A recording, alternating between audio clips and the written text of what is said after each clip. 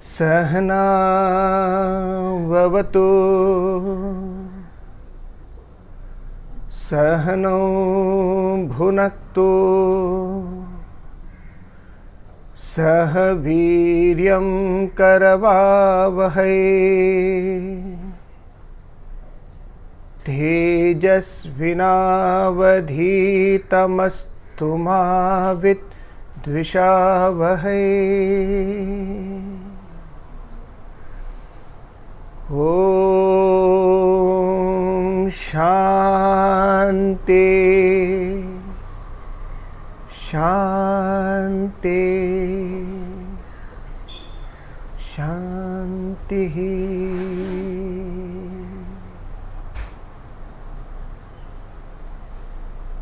Om, may He protect us both. May we both enjoy together. May we both exert together. May our studies become brilliant. May we not become disputatious and hate each other.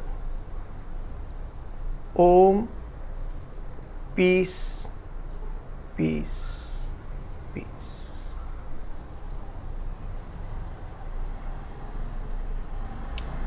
Welcome everybody to the classes. Many people come and they have this complaint. The complaint is, sir, my life is very difficult. The problems which I am facing is terrible. It's literally like walking in a minefield where there is an open field. There are flowers growing everywhere, but mines are kept under it. And I don't know which way to go. Sometimes it just catches fire and blasts. I get hurt emotionally, sometimes physically too. And then I rectify and continue with the journey. Life looks like that. If you can study this subject in its proper essence, Tattva-Bodhah. Therefore, the text name is Tattva-Bodhah, knowledge of that Tattva, that essence. The more I try to understand this knowledge, it is but natural that we tend to become more and more peaceful.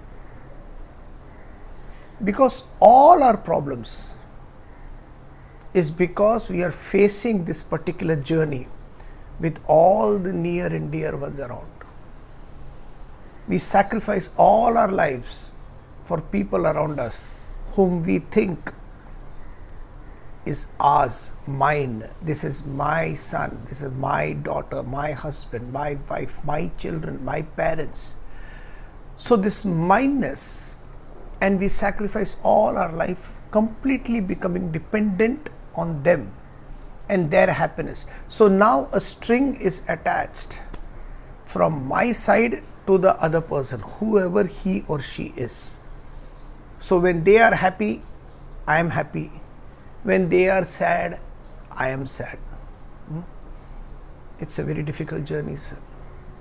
Sometimes, I told you, just go to this channel called National Geography or Discovery Channel.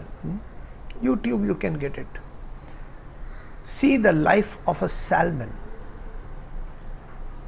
The life of a salmon, it starts from the egg. It comes out of the egg. It's very young, very, very young, just probably 10 mm size, just a little bit. And it is carried by the current and it falls down from the plains, from the higher ups, coming back to the ocean all the way. It just flows because water always flows from the higher plane to the lower plane. So it flows and reaches the ocean. It grows in the ocean. Then when the time comes, the pressure comes of the time to mate, the same salmon has to swim back to the same place where it was when it was a child. Now, how does it remember? What is that power? God knows. But the salmon, the journey of a salmon, if you just type journey of the salmon perhaps, the journey of the salmon starts from the plains back to the mountains, back to that where it was born. And it's very interesting. As it is swimming, suddenly it meets an estuary. Estuary means, a narrow body of water where it needs to wait for a tide. Many salmons die there because the tide recedes and it gets washed there. So it dies there. Somehow it escapes there. Then there are fishermen who have their annual work cut out to catch the salmons. So it has to wade through that challenge. Then as it moves upward, there are seals, seals, seals, an animal which waits for it. So when the salmon season comes, the seals come and start eating it. It has to go through that. Then some places, because of rain, there is an undulation in the ground. So from a higher plane there is a waterfall literally towards down. So the salmon has to take a jump from down lower end to the upper end. The jump is probably around 3 to 3.5 meters. Meters we are taking about 10 feet. It has to jump. It jumps many times, but the flow of the water takes it down. But it keeps on jumping, it never lets go.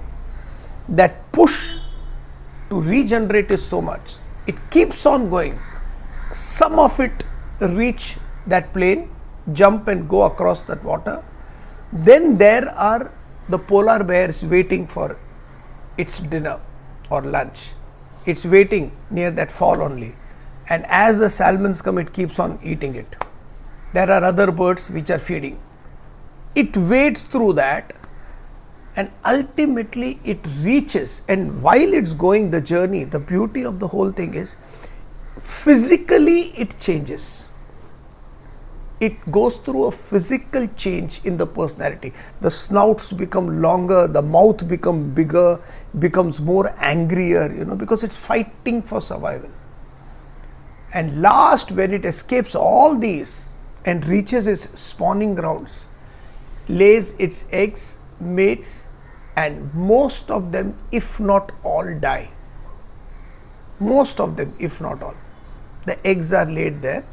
Then life becomes again in the cycle, the eggs give birth and then again it goes to the water. This is the journey of a salmon, a journey of a monarch butterfly, which is the highest migrating distance, 3,000 kilometers or more perhaps, from one continent to another, just to breed, just to have a particular life. So when we complain about, oh my God, my life is very, very difficult, forget about other human beings.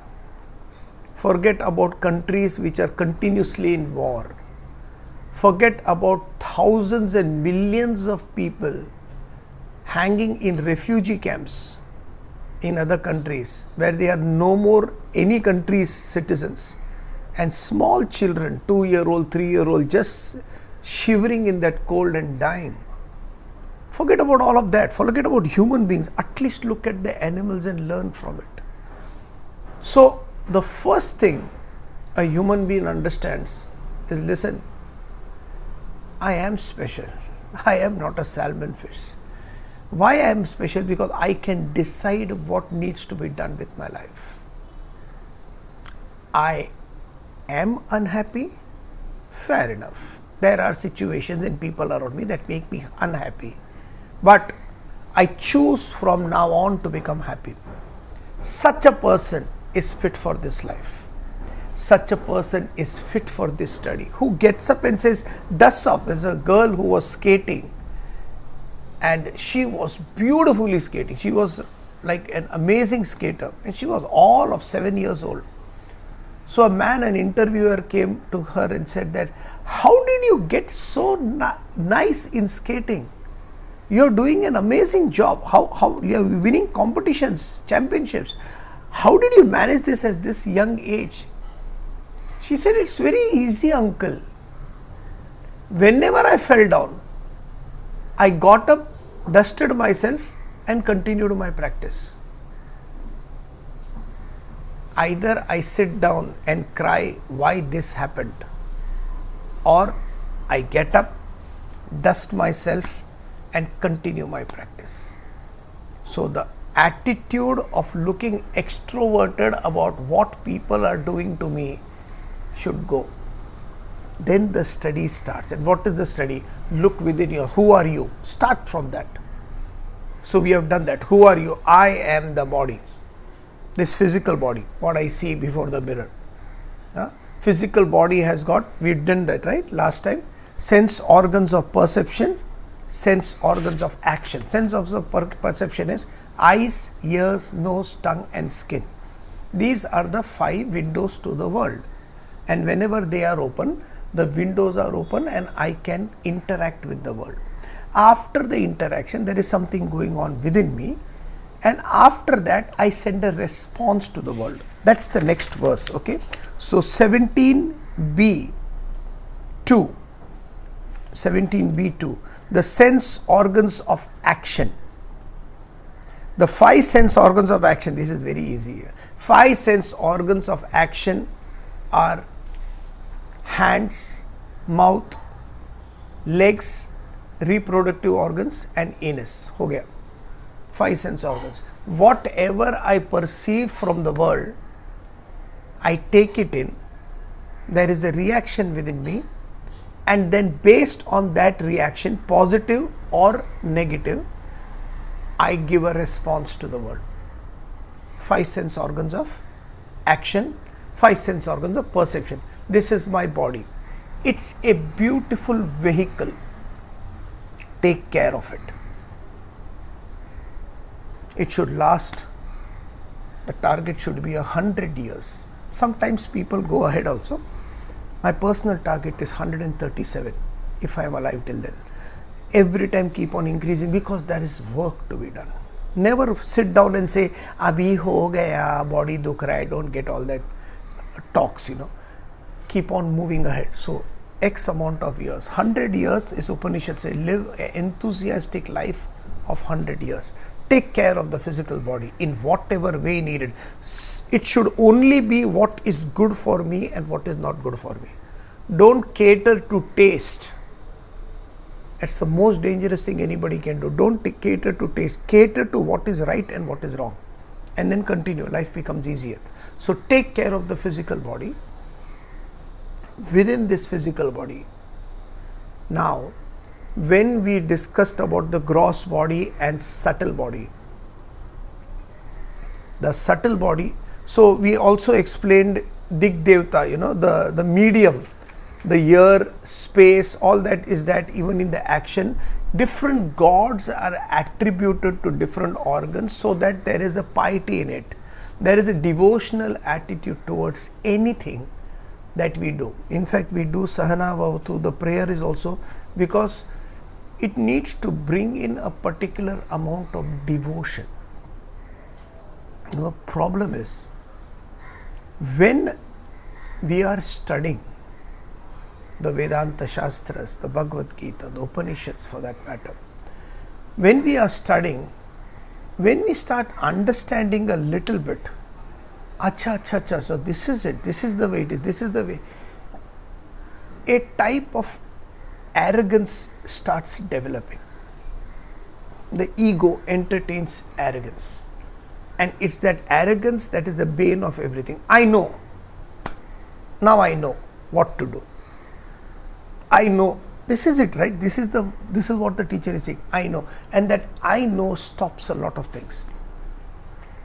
That is the reason to remove this I know, the arrogation of knowledge.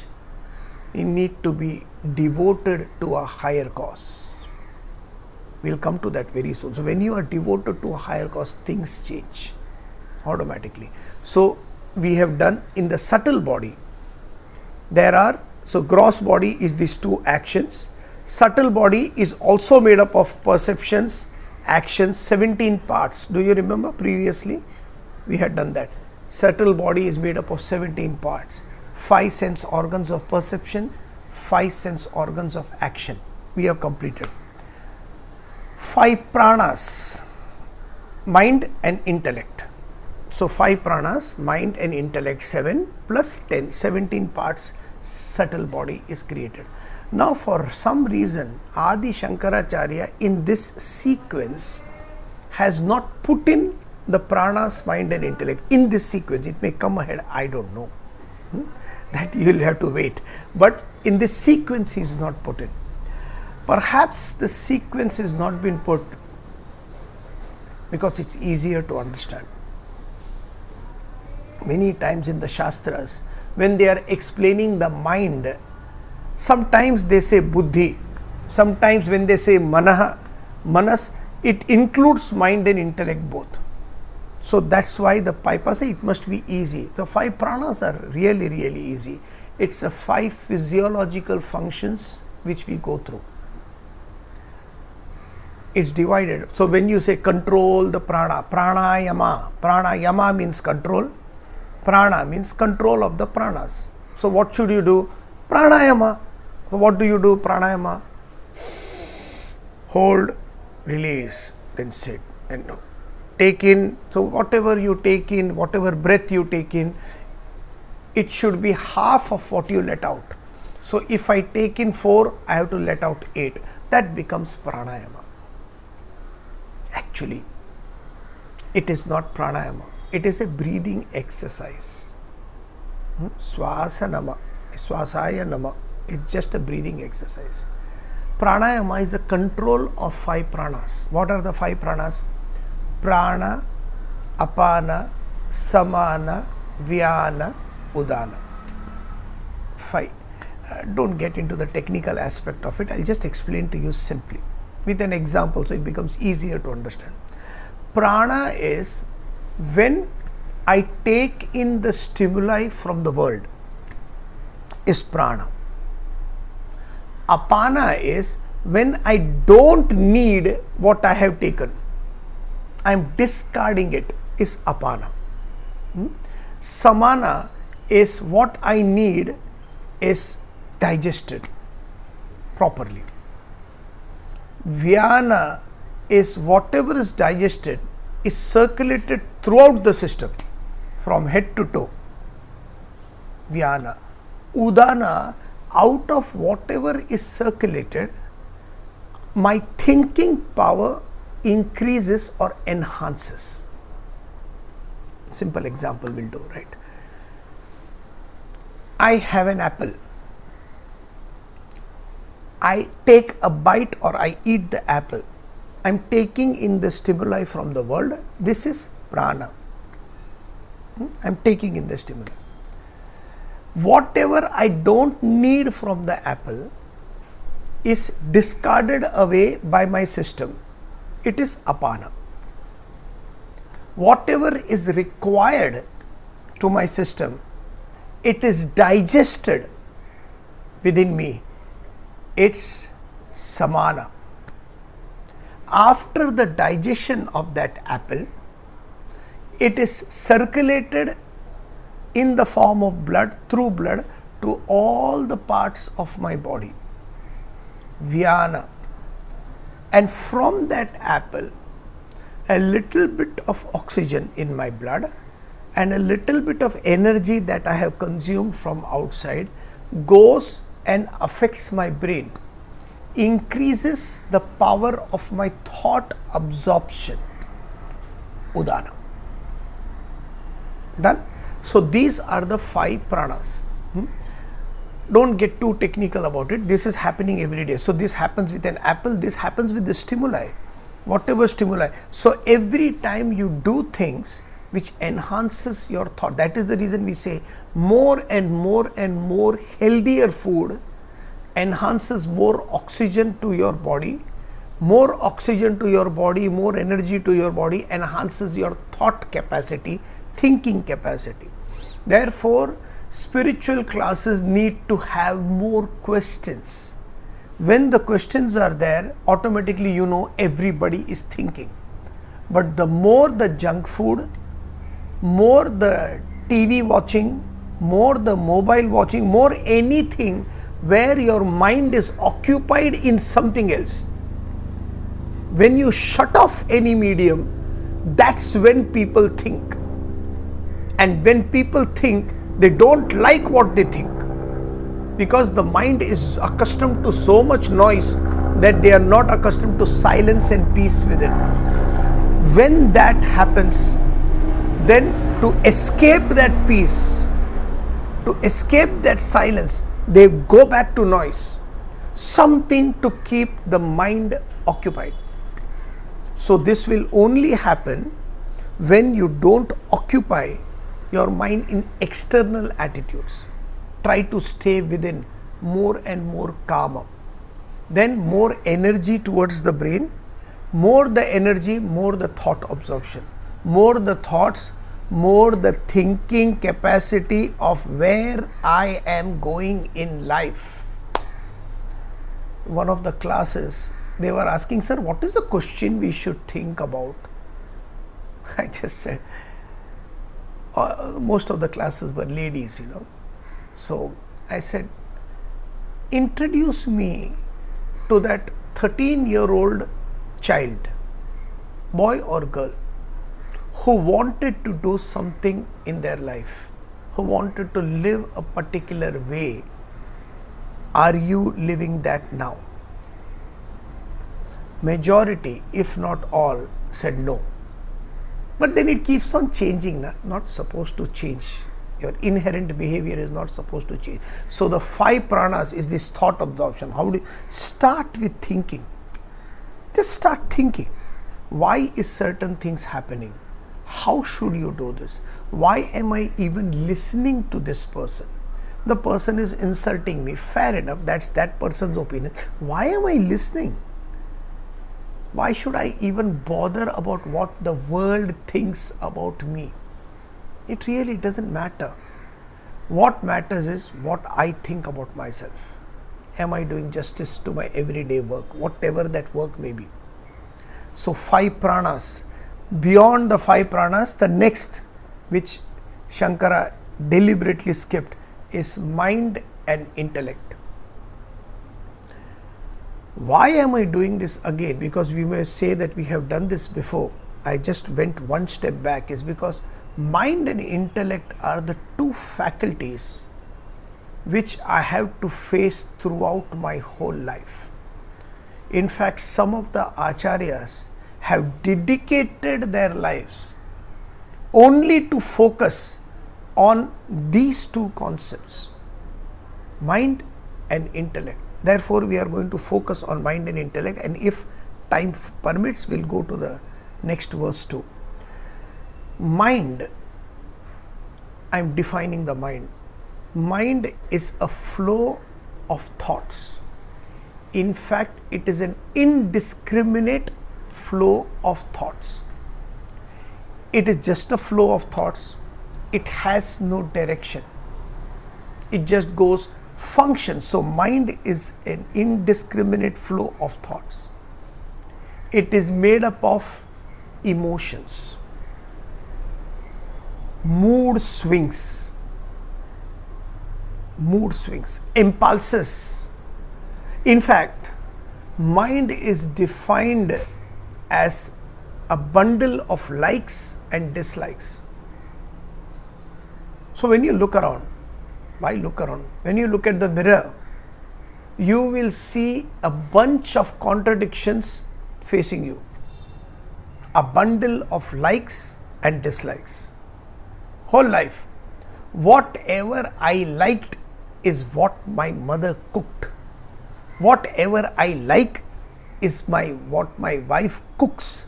Whatever I will like is what my children will cook. It completely based on what I like and what I don't like. This is the shirt I wear, this is that because I like it. I like it. It's not about comfortable, it's I like it. Whatever I like need not be necessarily good for me. Similarly, vis-a-vis the other section is also true. Whatever I don't like need not be bad for me. Getting up in the morning and studying, at least an attempt. I may not like it, but is it good for me? Yes. The body is paining right, left and center, everywhere, and the mind says, let's not exercise today. And you know how it starts beautifully? It's just one day. Yeah. That's the way. Whenever I go for a run, it's always that. It's just one day you don't run. It's okay. It doesn't matter. Not everybody is running. Not everybody is exercising. You know what happened? That person exercised. Actually, he was an exercised person. He was working in the gym. He was exercising everything. And then he died. So what's the use? Anybody who goes to exercise also dies. That is not the criteria. Just because somebody drank a healthy drink, a smoothie, a juice, and after that he died, it doesn't mean the juice is wrong for health. Yes, Ajib people, the way they think. People have stopped exercising because somebody with an exercise who's done exercise dies away, passes away. There are a million things can go wrong in a physical body. But a tamasic mind, a dull mind will say that, why should I do that? Why should? Doesn't matter, don't listen to it. It's a bundle of likes and dislikes. Right from childhood, likes and dislikes and emotions are encouraged. Even in Hindi they say, dimag ki mat suno, dil ki suno. It's encouraged. The emotions are encouraged. Thinking is put down. Since the thinking is put down and the emotions are encouraged, the expressions, the manifestations are encouraged. The likes and dislikes are encouraged.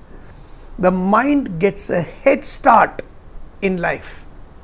By the time the intellect at the age of 10, 11, 12 starts thinking, mind has already gone ahead and cultivated itself beautifully in that personality. So the race is the mind which has already a 10-year or maybe 8 years of gap. Intellect has just started thinking. Plus everything around you caters to your emotions. Nothing caters to your thinking.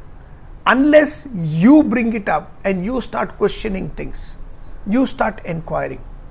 And when you start inquiring about anything, the attitude of the world is to put you down. Don't question. If you question anybody, if you question the teacher, then you are not religious. You are not devoted. Your surrender is not enough. You can't question the government. You can't question the teacher. You can't question anybody. So what happens? Nobody asks questions. So the mind is happy. It's gone ahead. It's just emotion based on reactions. Somebody says something, I react, and that's it. Every time it is only reaction. There is no proper choosing of a response. This is the mind. The ability to choose a particular response out of 5 responses. The ability to choose a particular response to a given situation is called responsibility. So when somebody says, I am being responsible, means at every given situation, I have 4 to 5 answers. Out of that, I choose one which is appropriate for this situation. The ability to choose a response according to the situation. Are we doing that? No, because we are functioning by the mind, likes and dislikes. And when you function more with this likes and dislikes, we have all the qualities when the mind is enhanced. What is the quality? First of all, mind loves, and this is not, I'm not talking about your mind, I'm talking about even my mind, I'm talking about everybody's mind. Mind as a functioning is these qualities. Everybody's. including Ramtirtha's mind. Any of the greatest masters you find, highest to the lowest, everybody's mind functions the same way. The only difference is the so-called spiritual people have understood how to tackle it. That's all. That doesn't mean it doesn't go down. It does, but they know how to tackle it. So what are the qualities of the mind? Learn this. If you learn this, it's very easy to get out of it. At least be aware of where it is slipping. First quality of a mind. It worries about the past. If nothing, it will sit. It will make the physical body sit on a sofa with the AC on, with TV on and everything, and the mind will go into what all happened in my life. As soon as a person starts talking about what all happened in his or her life, understand that they have become old. When we say old, old means a person who lives in the past and has nothing to look forward to in life.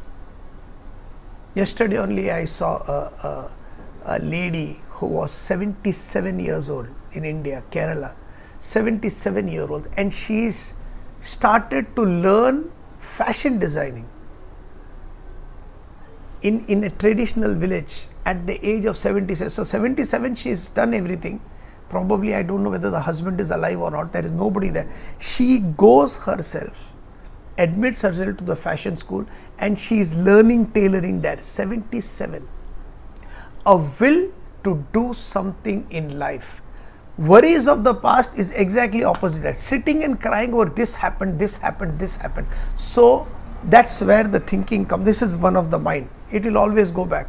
You know what happened in my life? Who's interested, boss? Who's interested? This happened. Happened is, whatever happened is gone. One thing, the mind goes. Next, it is anxious about the future. What is going to happen? I am living happily now. Yes. Hands are functioning well. Yes. Legs are functioning well. Yes. I am speaking very good. I am all right now, sir. But slowly I am approaching an age where one day I'll have to die. Everybody dies. It's okay. No, I understand that. I don't mind dying. You have to. It's not that you have a choice.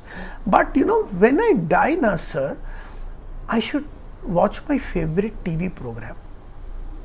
I should have my glass of milk or whatever I drink at night, and then I should sleep. And then when I'm sleeping nicely, there should be a slight poke.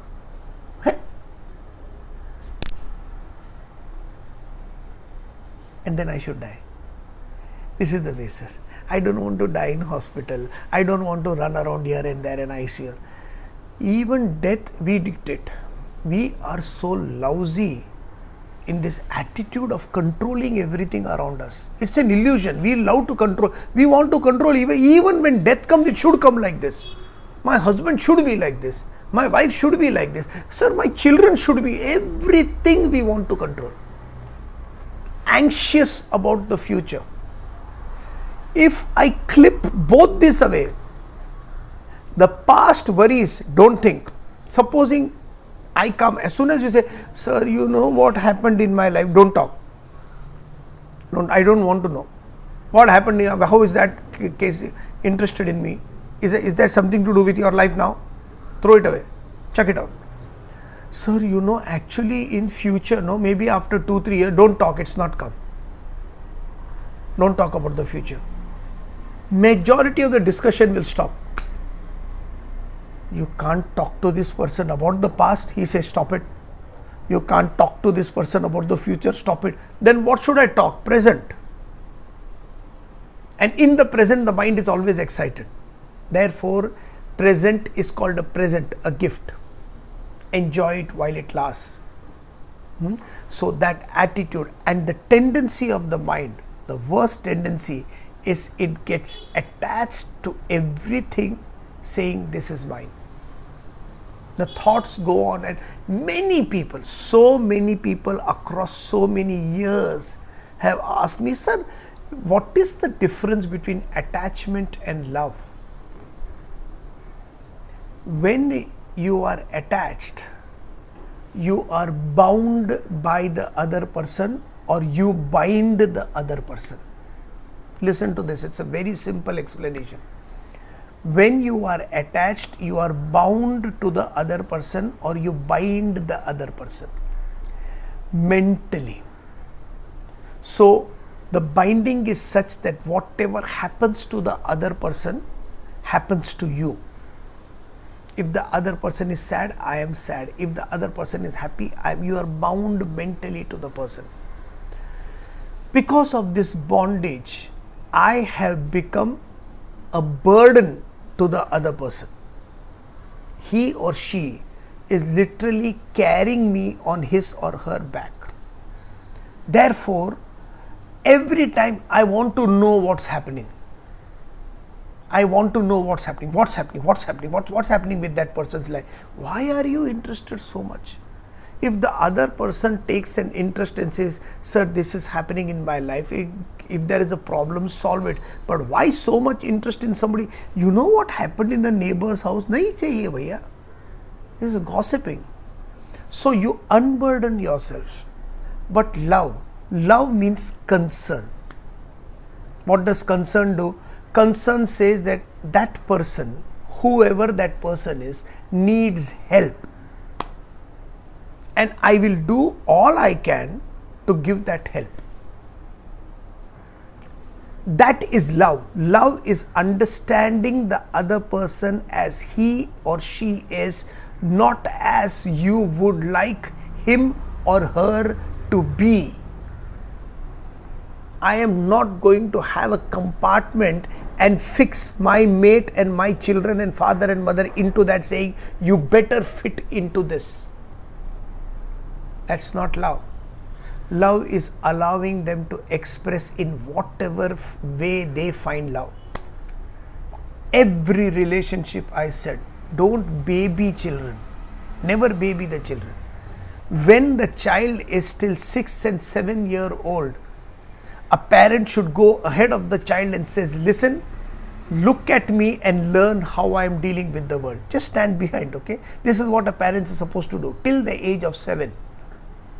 From 7 onwards, 7 to 12, the parent should bring the child by the side and says, both of us will face the world together. Chalo. And everything you are sharing, every experience, this is happening, that is happening, but you are together. The child gets a little bit of confidence. After 13, 14, you put the child ahead and say, you face the world. I am there behind you, don't worry. After 16, 17, 18, the child will choose to go away. You say, go away, wherever you want to go. But remember, there is always a window open. Whenever you have any doubts, call me. And that's the way you release. This is parenting. So attachment is that you hang on to that person and say, what's happening? You are not in control at all. Love is concern. Whatever I can do, I'll do to the best of my ability. This is the mind. It loves to meander. It loves to run around. It gets attached to a particular idea and it will stick to it until it destroys itself and the personality in which it is inhabiting. A beautiful example is of a William Shakespeare play called Macbeth. Macbeth was a great guy, genuinely a great guy. He didn't have any problems and he was very good friends with the king, King Duncan. He had no problems at all. Until one fine day, he went to a particular mountain where he saw the famous 3 witches. And the witches said, Macbeth, you are going to be the king of England. Macbeth just laughs it off. He said, how can I be the king of England? He says, Duncan is there and he's still healthy, he's still alive and well. Not only that, he's got children. So his children are going to be king. What nonsense. And he just laughs and comes back. and passingly it mentions it to Mrs. Macbeth, Lady Macbeth. You know what happened? One of the witches were there and she said this, I am going to be the king. Lady Macbeth says that if the witches have said it, may be true. May be true. He said, what are you talking? Are Duncan is still alive. Yeah, but not for long, na? We can do something about it. And then she, Lady Macbeth, represents the subtle desire to pick up that ambition inside everybody. Let's call Duncan for dinner. They call Duncan for dinner. The whole group comes naturally. When the king comes, there are 50, 60 people coming. They treat everybody beautifully. Night, Lady Macbeth says, you should go and kill Duncan. He goes with a knife, but he's not able to. He's his best friend. He's sleeping. He comes back and says, I can't do it. The lady says, everything I have to do. And she goes and knifes Duncan. Duncan is killed. Lady Macbeth goes back and she goes to the wash basin and she starts washing her hands. All the blood is removed. Excuse me. Next morning, everybody gets up. They see that Duncan is dead. Everybody knows probably what would have happened because they had called as an invitation in the house. But it is too blatant. Nobody can say anything. The children are yet young of Duncan. Therefore, as a caretaker, nobody else was there. So Macbeth was anointed the king. When Macbeth became the king, he took it so seriously that he has become the king. Then his next job was to save his kingdom. Then what happens? The children are yet young. So he gives orders to kill the children. He starts terrorizing the relatives around. But he is finished. Macbeth is sleeping. The lady is sleeping. Lady Macbeth. And in sleep, she sleepwalks, goes towards the basin, and every night she starts doing this, washing her hands. And every time she looks at night, she is in sleep, she looks at her hand and says, I can't wash it, I can't wash it. Macbeth is sleeping and suddenly he'll start shouting, I murdered, I murdered, I murdered. The sentries standing around, they'll come and say, sir, what, who murdered, who? Because they just want a confirmation. Who murdered? What murdered? He looks at them, he's woken up now. He says, I have murdered sleep. I have murdered sleep. When the mind goes in its chakra, it's going everywhere. The first thing that gives up is sleep. Too much attached to the waking world, too much of concern about near and dear ones. We have not learned to give up. When you learn to give up, do your job and get out. Everywhere. Any relationship, do what you can to the best of the ability and off you go. Don't think about how, why, when should it happen, why should it happen, how did it, never think about the results. Just do it and get out. Whatever is required to be done, do it and move on. Like a doctor. He goes, visits his patient, the patient feels the doctor Saab has come, you do everything, acha ye khasi aa rahi hai, ye aa rahi hai, masti kar rahe ho, haan? You are eating nicely, I saw you that time eating lollipop, haan? Aisa nahi karna chahiye, but sometimes it's okay, okay, give me also, okay, and then bye bye, he moves off. He is not attached to the child. He is doing his job and do that full of passion. To do this activity of controlling the mind, controlling the ideas wherever the mind is running, at the end Macbeth actually dies. You watch that movie or read the book, the Lady Macbeth out of sheer frustration jumps from the building and dies, commits suicide, and Macbeth is told that your wife is dead, sir. He is not even bothered to look at her because she is the one who started the whole thing. It is not about man and woman. She represents the desire, that subtle desire of Macbeth. He wanted to be the king. Somewhere in a darkest corner of his heart, that ambition was there to become somebody, to become a king, to become a great guru, to become an acharya, to become well known by everybody, to become well known in a particular country.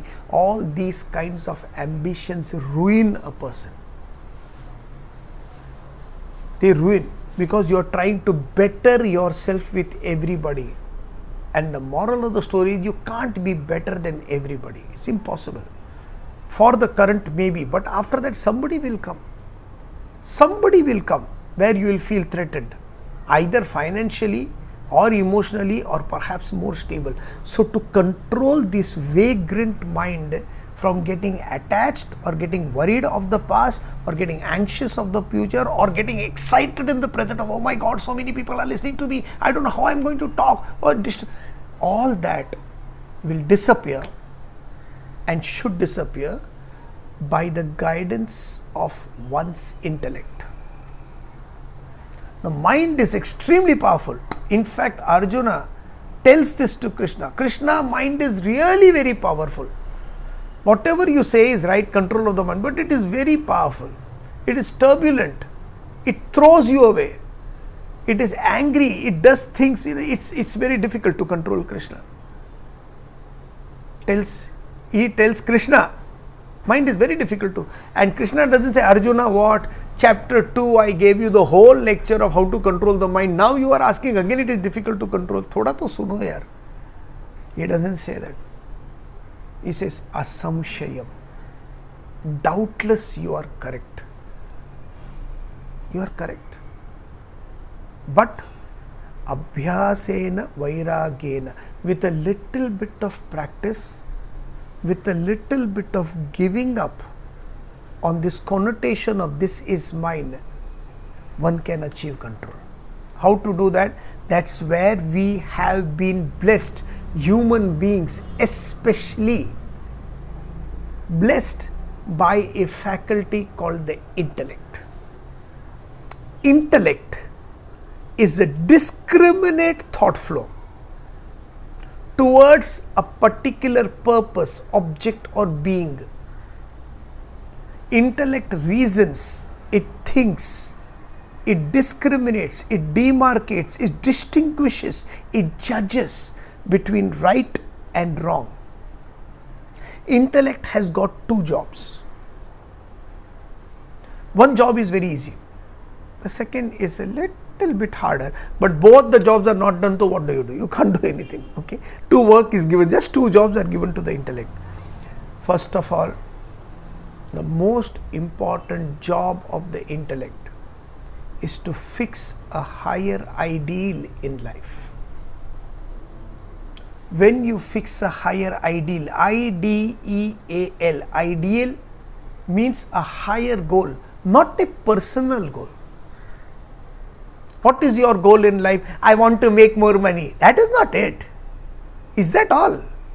There are people who have made more than million times more than you, and yet they are unhappy. That should not be all. A higher goal is an unselfish cause. An unselfish cause where me and mine are not related. That's the higher goal. I want to do something for the nation. I want to do something for the coming generation. Use less of plastics, have a beautiful air, do things which enhances the generation. Can you imagine if education becomes the most important budget outlay in all states in India? 80% of the finances of the state goes into educating the children. Within the span of the next 10, 12, 15 years, youngsters will come up who are absolutely capable of thinking and coming up with solutions to all the junk and all the problems with this generation and the previous generation have created on earth. That kind of a goal Small minds talk of individuals. Small minds talk of individuals. Mediocre minds talk of events. Karuna, one more Karuna has come. Oh my God, this happened. Talk of events. Mediocre minds. Great minds talks of ideas and ideologies. Where we are, we know. We have to rise our level to ideas, and that's what is the intellect. Fix a higher ideal in life. A purpose has to be there in everyone's life, whatever be your age. Like that 77-year-old lady who was studying fashion designing. But there should be a higher purpose. Making somebody higher purpose should be there. So when you have that purpose, the intellect fixes a goal. This is what we should achieve. We may achieve or not, doesn't matter. There's a beautiful saying that aim for the skies.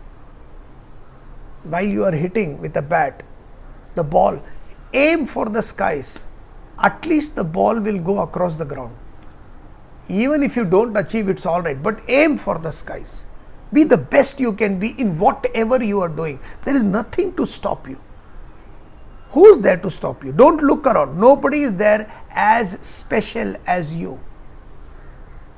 Therefore, the greatest of the masters say, you are that reality. Supreme, the infinite power is there in each one of us. How you use it, how you will it, is up to you. So the first job of the intellect is to fix a higher goal in life. Second job of the intellect is to control the vagaries of the mind running around here and there and bring it back towards the higher. Tendency of the mind is like the child running everywhere. The tendency of the intellect is to bring the child back and say, this is where we are going better. No, but I want to do, no, this is the way you are going. And the mind will resist. Oh my God, the mind will resist. And that's the beauty of the game. Don't get angry with the mind. It's not an enemy. Don't get frustrated with the mind. Our teacher used to give this beautiful example. The example was Sunday, it was a Friday, and the husband is sitting, a wife is also gone for work. A husband is reading a newspaper because it's his holiday. So the wife says, listen, I am going to work. The son is still sleeping. Wake him up, give him bath and send him to school. The school bus comes at 8 o'clock or something.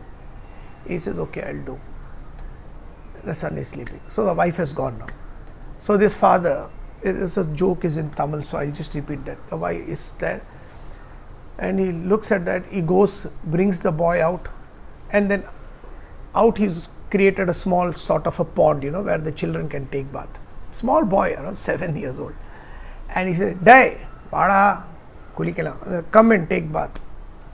That son is running around everywhere. After 2 minutes again there, hey, Vada, Vada. And that son, looking at the father, is saying, na onne adiche, konne, kuli tondi, matlab, I will hit you, I will kill you, I will dig a pit in this ground itself. Kuli tondi, onne kulile potu, I'll put you in that pit, I'll cover it with sand and stamp on it. Midi pen. I'll stamp on it and I'll see to it that you are killed. That's the boy, 6-year-old boy. Onne adichu, mudichu, midikum. I'll finish you off. I'll dig a hole, I'll put you in, I'll cover it with mud and then stamp on it. And the father said, hey, Vada. It's a beautiful example. Why I am saying is, the mind escapes into unknown territories. It simply runs. That's the nature of the mind. Intellect cannot be too powerful, suppressive, and say, this is what you are supposed to do. Come on. Otherwise, I will beat you. I'll kill. No. Educate the mind. Our job throughout the whole life is not killing the mind, because mind has got some beautiful qualities, real great emotions which can take you to the pinnacle of glory. Real passion directed to a higher cause is a great move. So we don't want to stifle the mind. We want to educate the mind. So whenever the mind does something other than that, have the patience to tackle one's own mind and say, "Deh, vada, chalna, mere ko nahi aana, chal yaar, see, you get that, you will get this. This is a nice one. You will enjoy. You liked it last time also, remember? Educate and bring the child towards you. Bring the mind towards you. And that's the beauty of that. Think and everything becomes clear. There was this person, a king, and the king's, nobody was there in the king. They had a certain rule. The whole land had a certain rule. Anybody can become the king for 5 years. Anybody. So whoever raises the hand, they'll become the king. That's a very good rule, you know. You can enjoy whatever you want. But after 5 years, he sent to a neighboring forest where wild animals are there, and naturally he is killed. So everybody comes, but after first year, second year, they are happy, they are enjoying all the goodies. Third year, fourth year, fifth year, they are all getting sad, depressed, and by the time fifth year, they sit in a boat. The boatman takes them from this shore to the shore of the forest. They are dropped there. After 2-3 days, they found out that that fellow is dead. Nobody wants to become the king. One young fellow raises the hand and says, "Okay, I would like to be the king." So the parents say, "Do you know what's going to happen? After 5 years, you will be dying. You have a wife." You have to. So it doesn't matter. I'll take care. Chalega. Thoda to enjoy karne do na. He says, "Okay." And he enjoys. He enjoys all the kingdom. He enjoys all the niceties, jewelry, food, everything. And he does the work, whatever is required. But he told everybody, "Listen, between 2 and 4, or 2 and 5 o'clock in the evening, afternoon 2 to 5, my doors will be closed. Nobody is allowed to come. Not a single person, not even my wife and children. Nobody. After 5, let the door will be open. It's my puja, it's my meditation. After that 5 o'clock, everybody come and I'll be okay." This used to happen. Something different happened with him. First year he was happy. Second year he was happy, which was normal. Third year he was. Fourth year, when everybody becomes sad because 5 years, this fellow has got more happy. Fifth year, he is in euphoria. He is so happy. He is enjoying. Everybody got shocked. A bichara poor guy must be in shock because he knows he is going to die. And ultimately they send him the 5th year, last day. He is enjoying. He is saying bye bye, bye bye, bye bye, and he is going. He sits in the boat. The boat wala is taking. And the boat person looks at him and he is just smiling away like this. The boat person says, "Excuse me, do you know what's going to happen? You are going to be taken there. I am going to leave you. And then probably in 2-3 hours you are going to die. How are you so happy?" He told the boat wala, "I can tell you something. All these years, 5 years, between 2 and 5, I used to escape from the back door and come to this jungle. I have another person going from there. Longer route, but I went to the jungle. And in the jungle, 3 years or 5 years, I have been creating my own palace. With all the funds that I'm getting here, I created my own palace. I created an old town. Now, this was temporary. I knew in 5 years I'm going to get, but that is going to be permanent. That is going to be mine, and nobody can remove that. Now, I am telling you, whatever salary these guys are giving you, I will double it to take the boat from my palace to here." An intelligent person doesn't sit and cry in what is happening. He or she is interested in creating something greater in his or her own life. So that when that end, whenever that end comes, you say, I did the job to the best of my ability. It's just a deep satisfaction of not sitting and crying over spilt milk. Do what you can and get out. We'll continue next time.